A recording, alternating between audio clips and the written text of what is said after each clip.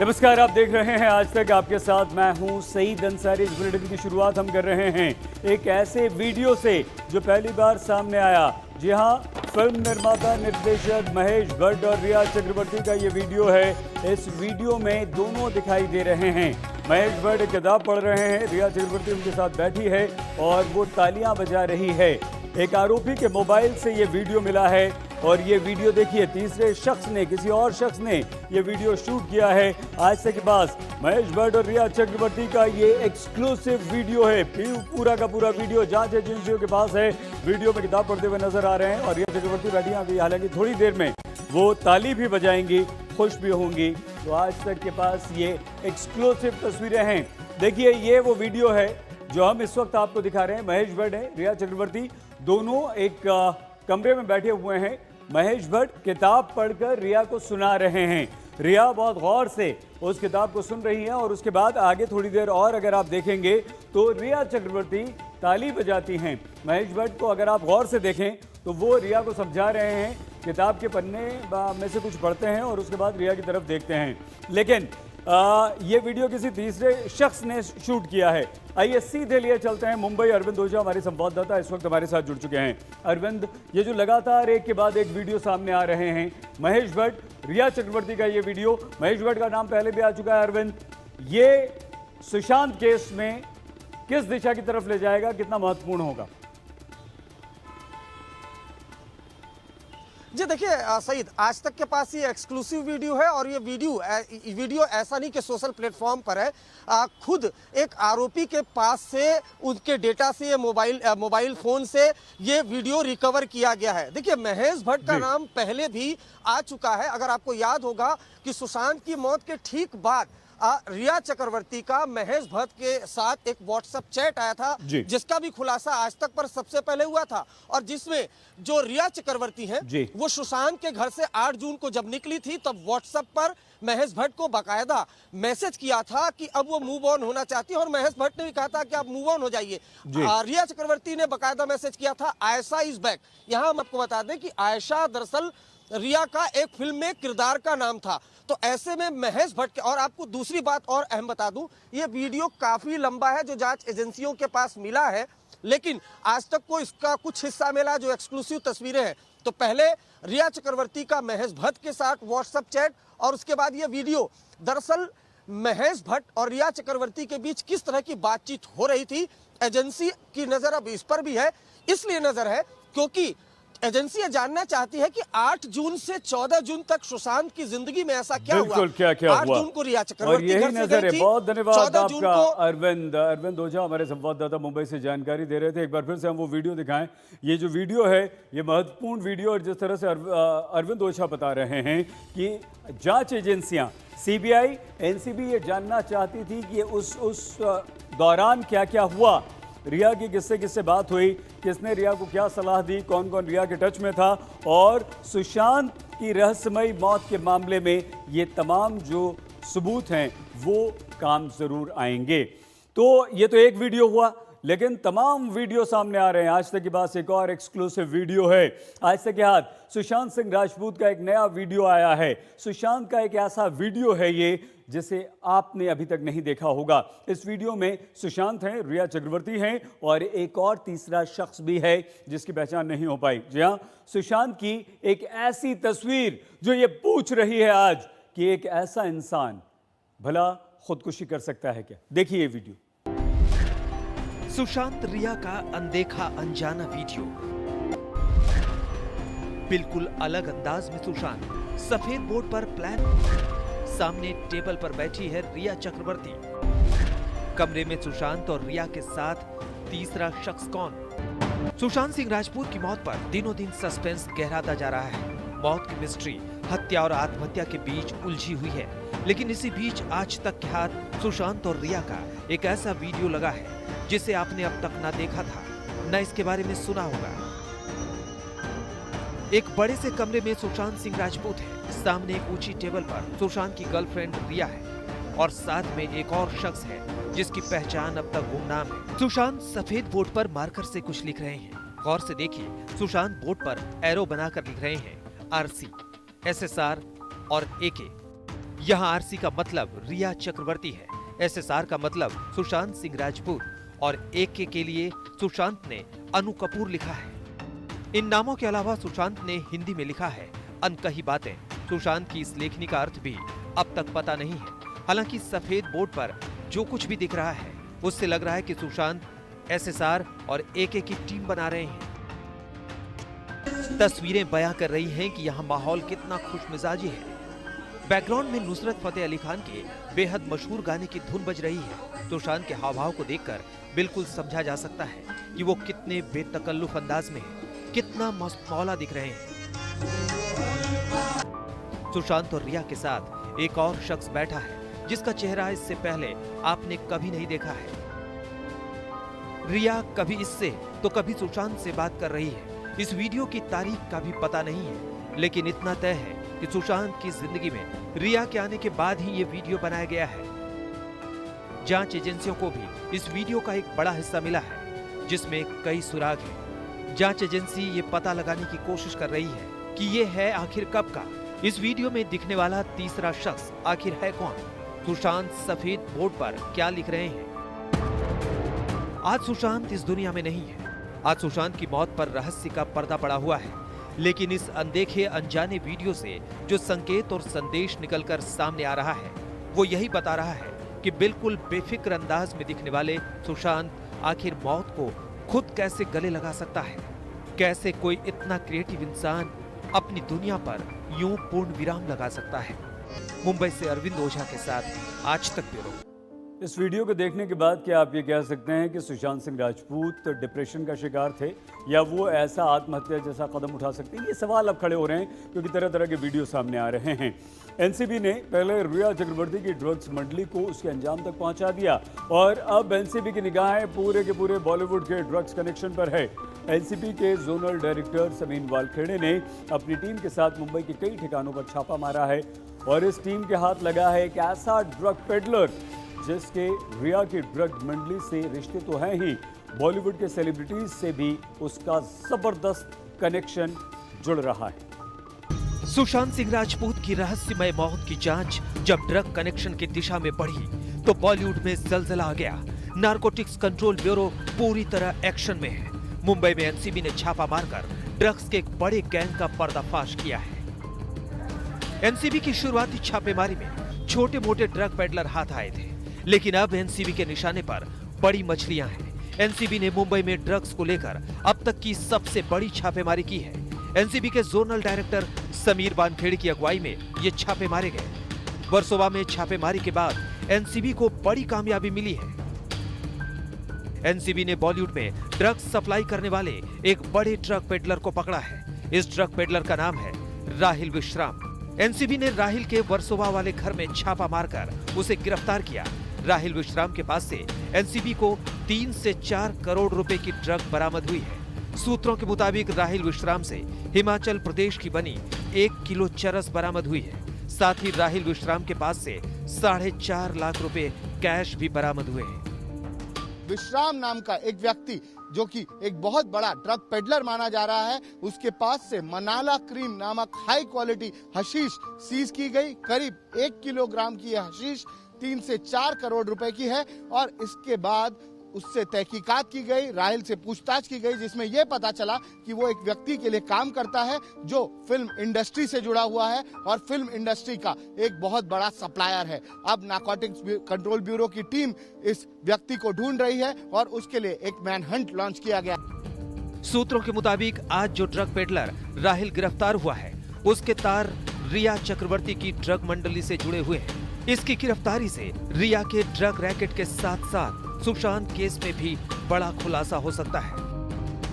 रिया चक्रवर्ती और Sushant drugs connection की जो जांच कर रही थी टीम, अब उसमें भी बॉलीवुड सेलिब्रिटीज के नाम आने लगे हैं और जो राहिल विश्राम है ये एक बड़ा मुंबई का ड्रग पैडलर है, खासकर सेलिब्रिटीज के बीच। क्योंकि आपको बताऊं यहाँ पर ड्रग पैडलर कई हैं, बड़े बड़े माफिया ड्रग पैडलर, लेकिन बॉलीवुड में जिनके लिंक हो वो अलग ड्रग माफिया होते हैं और राहिल विश्राम उसी की कड़ी का हिस्सा है। नारकोटिक्स कंट्रोल ब्यूरो ने जोनल डायरेक्टर समीर वानखेड़े की अगुवाई में मुंबई में आज अलग अलग जगहों पर छापेमारी की। एनसीबी की टीम ने पवई में छापा मारकर 3 और ड्रग पेडलर्स को गिरफ्तार किया है। इनमें से पहला नाम है रोहन तलवार, दूसरे ड्रग पेडलर का नाम है विशाल सालवे और तीसरा ड्रग पेडलर है नॉकथॉन्ग। इन तीनों से हाई क्वालिटी का 500 ग्राम गांजा बरामद हुआ है। इसकी बाजार में कीमत करीब 40 लाख रुपए है। इन सभी ड्रग पेडलर से एनसीबी कड़ाई से पूछताछ में जुटी हुई है। एनसीबी को उम्मीद है कि इनसे पूछताछ के बाद बॉलीवुड के कई बड़े सेलिब्रिटीज के नामों का खुलासा हो सकता है। इन तीनों का कनेक्शन भी रिया की ड्रग मंडली से ही हो सकता है। ऑलरेडी डिटेन किया है। कौन लोग हैं ये, इनका सुशांत के साथ संबंध? हमारे केस में दे आर लिंक। सर लेकिन किस तरह से क्या कुछ 1620 क्या कुछ रिकवर किया गया सर उनके पास से? कुछ रिकवरी सर? चरस रिकवर किया गया अच्छी क्वांटिटी में एंड कैश भी रिकवर। इससे पहले एनसीबी की पूछताछ में रिया चक्रवर्ती ने बॉलीवुड के 25 बड़े चेहरों का नाम लिया था। कई सितारों और राजनेताओं ने बॉलीवुड में नशे के जाल का मुद्दा संसद तक में उठा दिया है। हमारी फिल्म इंडस्ट्री में भी इसके एडिक्शन करवा दी। अरे सुनो यार, हमारी वो एडिक्शन आज हमारी सरकार ने कई लोगों को पकड़ा है, पकड़े जा रहे हैं। NCB is doing very good work. But महोदय, दुख की बात है कि इस प्रकार की गतिविधियां हमारी इंडस्ट्री के द्वारा भी, जहां पे स्टारों को देखा जाता है, उनको रोल मॉडल माना जाता है, तो मैं आपके माध्यम से केंद्र सरकार से आग्रह करता हूं, अपनी सरकार से, जो हिसाब से आज हम लोग एकदम इनको चारों तरफ पकड़ रहे हैं, तो ये सख्त कार्रवाई की जाए, दोषियों को जल्द पकड़ा जाए। ये बहुत हद तक ये सच है कि फिल्म इंडस्ट्री की जो हालत है और कई दिनों से इसकी जो डिटोरिएशन हो रहा है, ये बहुत ही गलत तरीके से हो रहा है और इस पर जिस किस्म की तहकीकात हो रही है वो होना चाहिए। लेकिन शायद वो शब्द थोड़ा सा ना बोलते बेहतर होता। शब्द कैसा भी हो, मतलब तो ठीक ही है। एनसीबी ने आज की छापेमारी में जिस राहिल विश्राम को पकड़ा है, उसका सुशांत सिंह राजपूत केस के ड्रग एंगल से सीधा रिश्ता दिखाई दे रहा है। सुशांत सिंह राजपूत केस के ड्रग कनेक्शन में जिन लोगों के नाम सामने आए हैं, उन सभी से राहिल विश्राम के सीधे रिश्ते पाए गए हैं। अरविंद ओझा के साथ दिव्येश सिंह, मुंबई आज तक।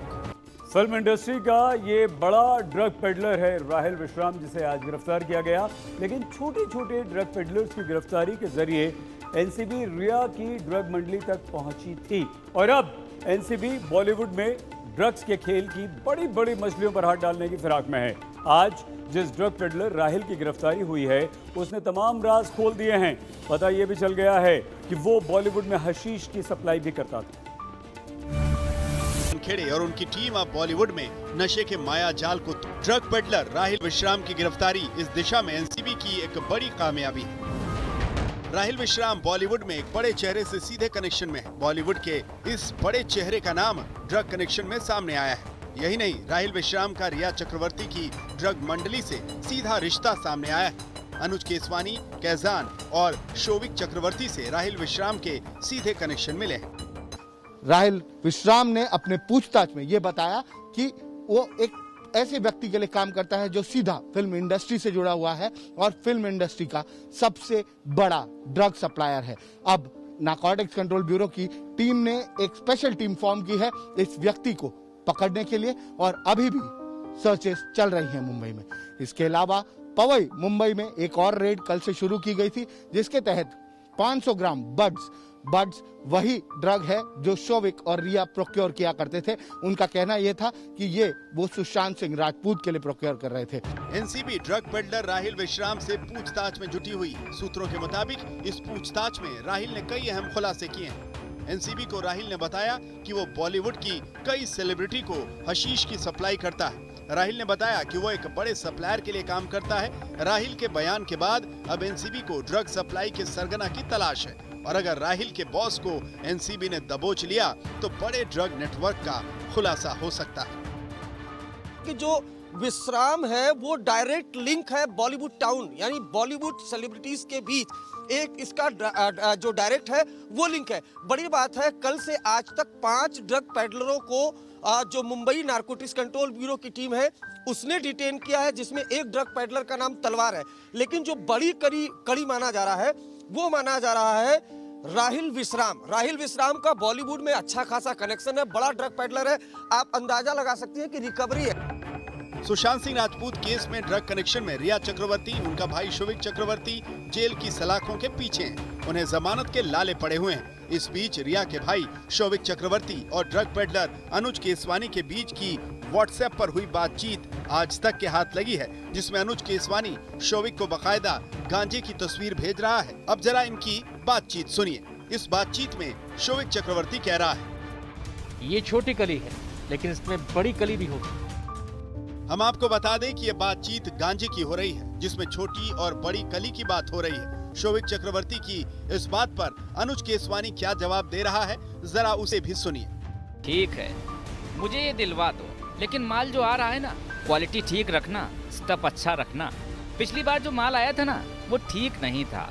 हाँ भाई, धन्यवाद भाई। कितने बजे तक आओगे डिलीवरी करने? क्या ये 50 ग्राम होगा? 3.5 से। एनसीबी ने पुख्ता सबूतों के आधार पर ही रिया चक्रवर्ती को गिरफ्तार किया था। हालांकि वो बार बार कह रही थी कि वो खुद ड्रग्स नहीं लेती। ड्रग कनेक्शन से भी उसने पल्ला झाड़ लिया था। जी नहीं, I have never taken any drugs. So you tried MDMA once? Never, and I'm willing to do a drug test. So you deny this conversation? I deny. With Gaurav Arya? Yes. You don't know him? No, I do know him, but I deny the contents of this conversation, and I will like to reserve the rest of this for the investigation. रिया तो अपने भाई शोविक को भी पाक साफ बता रही थी, लेकिन जिस तरह से ड्रग पेडलर से शोविक के लिंक सामने आए, जिस तरह से ड्रग पेडलर से उनकी व्हाट्सएप चैट सामने आई हैं, उससे तो यही लगता है कि रिया मंडली का ड्रग कनेक्शन बहुत गहरा है। अरविंद ओझा के साथ दिव्येश सिंह, मुंबई, आज तक। और आइए अब हम आपको दिखाते हैं कि बॉलीवुड में ड्रग्स और कंगना को लेकर छिड़ी जंग कैसे बढ़ती ही चली जा रही है। और अब तो बॉलीवुड और कंगना की तरफ से जो वार पलटवार चल रहा है, वो आग में घी का काम कर रहा है। बॉलीवुड में ड्रग्स को लेकर छिड़ी ये जंग चीन और LAC तक पहुंच चुकी है। 1.5-2 साल में मैं एक फिल्म स्टार थी, एक ड्रग एडिक्ट थी। मेरी ज़िंदगी में इतने सारे कांड चल रहे थे कि मैं ऐसे लोगों के हाथों में लग चुकी थी कि जहाँ से मुझे शायद मौत ही निकाल सकती थी। ये सब इतना सब डेंजर हो चुका था मेरी लाइफ में जब मैं टीनेजर ही थी अभी। सोच लो मैं कितनी खतरनाक हूँ। कंगना ने कहा, सोच लो मैं कितनी खतरनाक हूँ। राष्ट्र के सम्मान के लिए हमेशा आवाज बुलंद करती रहूंगी। मान, सम्मान, स्वाभिमान के साथ जी हूँ और गर्व से राष्ट्रवादी बनकर जीती रहूंगी। सिद्धांत के साथ कभी समझौता नहीं किया, ना ही कभी करूंगी। जय। कंगना ने कहा, मैं क्षत्राणी हूँ, सिर कटा सकती हूँ। चीन और LAC तक पहुँच गई कंगना और बॉलीवुड की जंग। कंगना ने बॉलीवुड वालों को अपनी बहादुरी दिखाई और ये बताया कि कंगना से टकराना आसान नहीं। इसके बाद तो बात सीधे चीन और LAC तक पहुँच गई। जी हाँ, LAC पर इस वक्त भयंकर तनाव है। भारत और चीन ने हथियार तान रखे हैं। रानी कहा तो फिल्म निर्देशक अनुराग कश्यप ने उन पर तगड़ा टोन। बस एक तू ही है बहन इकलौती मणिकर्णिका। तू ना 4-5 को ले जाके चढ़ जा चीन पे, देखो कितना अंदर तक घुसा है। दिखा दो उनको भी कि जब तक तू है इस देश का कोई बाल भी बाका नहीं कर सकता। तेरे घर से एक दिन का सफर है बस LAC का। जा शेरनी, जय हिंद। अनुराग कश्यप ने कंगना को शेरनी बताया और ये भी कह दिया कि जा बहन चीन पर चढ़ जा। हम आपको बता दें कि कंगना इस वक्त हिमाचल प्रदेश के मनाली में है, वहीं उनका घर है और हिमाचल से चीन की। यकीनन कंगना को अनुराग कश्यप का ये टोन जहर बुझे तीर की तरह लगा और कंगना ने फौरन ट्वीट पर पलटवार किया। ठीक है, मैं बॉर्डर पे जाती हूँ, आप अगले ओलंपिक्स में चले जाना। देश को गोल्ड मेडल्स चाहिए। हा हा हा। ये सब कोई B ग्रेड फिल्म नहीं है जहाँ कलाकार कुछ भी बन जाता है। आप तो मेटाफर्स को लिटरली लेने लगे। इतने मंदबुद्धि कब से हो गए जब हमारी दोस्त। सुशांत की मौत के बाद बॉलीवुड में नेपोटिज्म और ड्रग्स को लेकर शुरू हुई ये जंग अब चीन पर चढ़ाई तक पहुंच चुकी है। लेकिन कंगना झुकने के मूड में नहीं है। वो लगातार प्रहार भी कर रही है और बॉलीवुड में उनके दुश्मनों की तरफ से हो रहे वार को ढाल से रोक भी रही है। आज तक ब्यूरो। इस समय कंगना और उर्मिला मातोंडकर में महासंग्राम छिड़ा हुआ है। उर्मिला ने ड्रग्स और कंगना पर जया बच्चन के बयान का समर्थन किया था। उसके बाद कंगना उर्मिला पर ऐसी हावी हुई कि उन्हें सॉफ्ट पॉर्न स्टार तक बता दिया। अब बॉलीवुड में इसी पर आग लगी हुई है। बॉलीवुड में ड्रग्स की जंग वार पलट। नशे की दवाइयाँ हमारी फिल्म इंडस्ट्री में भी इसके एडिक्शन करवा। जिस थाली में खाते हैं उसमें छेद। कंगना ने उर्मिला मातोंडकर को कहा सॉफ्ट पॉर्न स्टार। बॉलीवुड में शुरू हुई सबसे खतरनाक खेमेबाजी। कंगना ने बॉलीवुड में जंग ड्रग्स के खिलाफ छेड़ी थी, लेकिन अब बॉलीवुड में स्टार वॉर शुरू हो गया है। कंगना ने बॉलीवुड को गटर कहा तो जया बच्चन ने संसद में खड़े होकर उन्हें ललकार दिया। Sir, people who have made their name in this film industry have called it a gutter. I completely disagree and I really disassociate, and I hope the government tells these people who have made their earning, name and fame in this industry to stop using such language. There are people in the entertainment industry who are some of the highest taxpayers. I was really embarrassed and ashamed that yesterday one of our members in the Lok Sabha spoke, who is from the industry, against, I'm not taking a name, against the film industry. It's a shame. जिस थाली में खाते हैं उसमें छेद करते हैं। गलत बात है। I need the protection. The industry needs the protection and support of the government. Thank you. लेकिन कंगना और उनके समर्थकों ने जया बच्चन पर प्रहार शुरू कर दिए। और जैसे ही उर्मिला मातोंडकर जया बच्चन के समर्थन में बोली, कंगना का सारा गुस्सा उर्मिला की तरफ घूम गया और कंगना ने उर्मिला मातोंडकर को सॉफ्ट पॉर्न एक सॉफ्ट पॉर्न स्टार हैं। मैं जानती हूँ ये बहुत बेबाक बात है, लेकिन उन्हें उनकी एक्टिंग के लिए बिल्कुल नहीं जाना जाता। तो किस लिए वो जानी जाती हैं? सॉफ्ट पॉर्न के लिए। अगर उन्हें टिकट मिल सकता है तो मुझे क्यों नहीं? हम आपको बता दें कि जब कंगना ने ड्रग्स को लेकर बॉलीवुड के खिलाफ बोलना शुरू किया तो उर्मिला ने कहा था कंगना ये सब बोलना बंद करें। क्योंकि जब कोई इंसान बार बार ये चीजें बोलते रहता है और अगर वो माफिया माफिया माफिया करके उन लोगों के नाम ही नहीं बताना चाहता है खुलकर, तो आदमी मैं जाने दीजिए, तो आपको नहीं लगता एक सामान्य आम आदमी भी ये सोचेगा कि भाई ये लोग है कौन, तो बताए तो कहीं, या फिर आपके अगर किसी के साथ ज्यादा दुश्मनी है, उस दुश्मनी को आप कहीं ना कहीं इस प्लेटफॉर्म पे लाकर इस तरह से लोगों के सामने पेश करना चाहती है, तो एक वो आपकी पर्सनल फाइट हो जाती है। उर्मिला ने कहा था कंगना अच्छी एक्टर है, उन्हें इन सब चीजों में नहीं पड़ना चाहिए, लेकिन कंगना ने उर्मिला की सारी इज्जत उतार कर रख दी और उन्हें सॉफ्ट पॉर्न स्टार बताते हुए ये भी कह दिया कि उन्हें एक्टिंग नहीं आती। लेकिन कंगना ने उर्मिला के सॉफ्ट पॉर्न स्टार वाले बयान पर सफाई देते हुए सनी लियोनी की चर्चा कर दी। कंगना ने लिखा, लिबरल ब्रिगेड ने एक जाने माने राइटर की वर्चुअल लिंचिंग करके उसको शांत करवा दिया था, क्योंकि उसने कहा था कि सनी लियोनी हमारी रोल मॉडल नहीं होनी चाहिए। सनी लियोनी को इंडस्ट्री और पूरे भारत में एक आर्टिस्ट के तौर पर स्वीकार किया जाता है। अब अचानक फेक फेमिनिस्ट पॉर्न स्टार से तुलना को अपमान बताने लगे हैं। इसके बाद अडल्ट फिल्म इंडस्ट्री से काफी पहले दूर हो चुकी सनी लियोनी ने कंगना पर फायर कर दिया। सनी लियोनी ने कंगना पर निशाना साधते हुए लिखा, ये फनी है कि कैसे लोग आपके बारे में कम जानते हैं और हमेशा बड़ी बड़ी बातें करते हैं। लेकिन कंगना ने उर्मिला को सॉफ्ट पॉर्न स्टार कहा तो आधा बॉलीवुड बरस पड़ा। कंगना के इस बयान की आलोचना करते हुए स्वरा भास्कर ने लिखा, प्रिय उर्मिला जी, फिल्म मासूम, चमत्कार, रंगीला, जुदाई, दौड़, सत्या, भूत, कौन, जंगल, प्यार तूने क्या किया, तहजीब, पिंजर, एक हसीना थी मैं आपकी बेहतरीन परफॉर्मेंस को याद कर रही हूँ। आपकी एक्टिंग और डांसिंग स्किल्स ने सभी को अपना कायल बनाया था। Love you. फिल्म डायरेक्टर अनुभव सिन्हा ने भी उर्मिला मातोंडकर की तारीफें कर डाली। मन किया कि सबसे खूबसूरत, एलिगेंट, एक्सप्रेसिव एक्ट्रेस को प्यार भेजूं। अब सोशल मीडिया से लेकर बॉलीवुड का एक खेमा उर्मिला के पक्ष में खड़ा है और कंगना को कोस रहा है, जबकि कंगना अपने रुख पर कायम है और बॉलीवुड से टकरा रही है। आज तक ब्यूरो। कंगना पर बॉलीवुड दो फाड़ हो चुका है और भयंकर खेमेबाजी बॉलीवुड में चल रही है।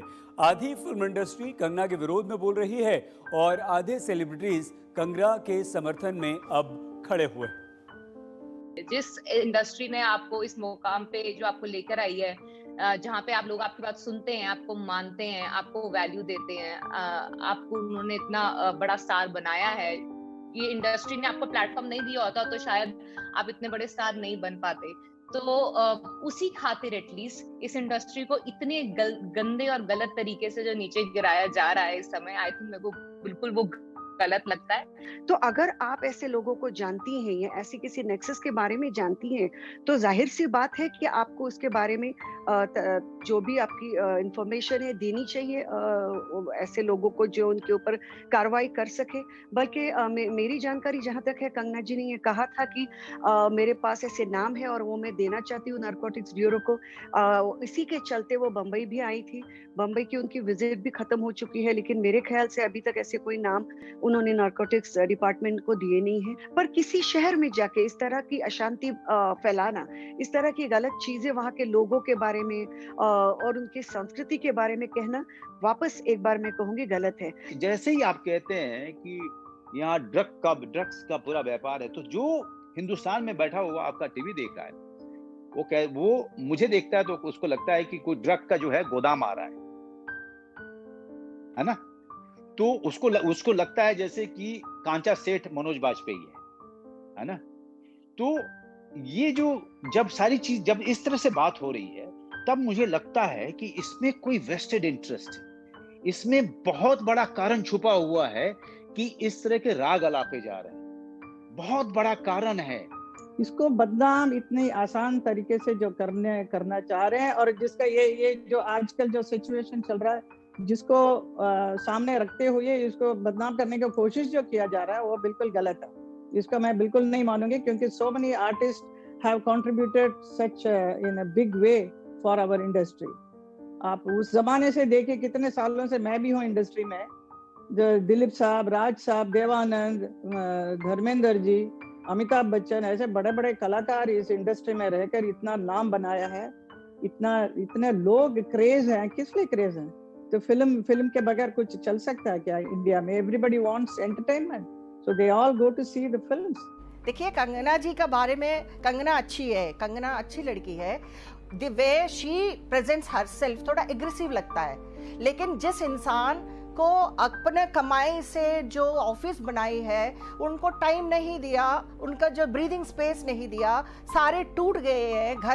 घर से लेकर, घर नहीं, ऑफिस मतलब कर दिया है, तोड़ दिया है। जिनके ऊपर हथौड़ा चलता है उन्हीं को दर्द लगता है। ये जो हमारी कंगना ने जितना बोला उसमें से कुछ हद तक सही है। मेरा सवाल यही है कि आप मुझे बता दो कि क्या वजह है, पॉलिटिकल क्यों कनेक्शन हम निकाल रहे हैं? क्यों कंगना का घर ऐसे रातों रात उतार दिया गया, निकाल दिया गया? मुझे बताओ कितने नोटिसेस भेजे थे कंगना के पास? कौन सप्लायर है, कौन पेडलर्स हैं, कौन घुस गया है, कौन ये पार्टीज अटेंड कर रहा है, रेव पार्टीज कहते हैं, और कौन इजीली अवेलेबल करवा दिया? जया जी जब आए, अमित जी जब आए, या मैं आया, अक्षय कुमार, अजय देवगन 90s में आए, तब ये नहीं था। ये अचानक 10 साल में ये अचानक एक केमिकल वर्ल्ड कैसे आ गया? जैसे एक बायो वेपन आया चाइना द्वारा कोरोना के रूप में, उसी तरह चाइना के द्वारा पंजाब के रास्ते, पाकिस्तान के द्वारा नेपाल के रास्ते एक बहुत बड़ी खेप आ रही है टू फिनिश अस, हमारी यूथ को खत्म करने, लार्जेस्ट इंडस्ट्री, फिल्म इंडस्ट्री जो वर्ल्ड की, उसको खत्म करने। कौन सी थाली, कहां, किसकी, कौन सी थाली, कौन सी जिम्मेदारी की? एक जमींदार वाला शब्द लगा कि कोई जमींदार बोल रहा है कि थाली में खाए और छेद किए। कहां किसने हमको एक रोटी नहीं खिलाई?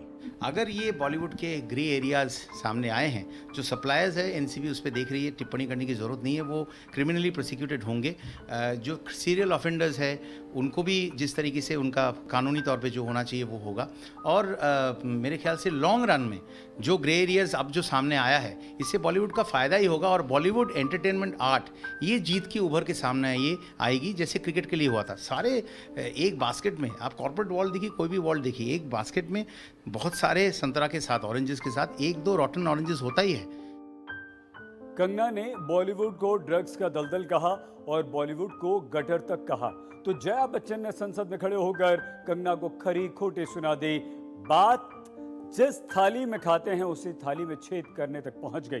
अब कंगना और जया बच्चन के बीच घमासान छिड़ गया है और इसमें बॉलीवुड दोनों तरफ से बढ़ गया।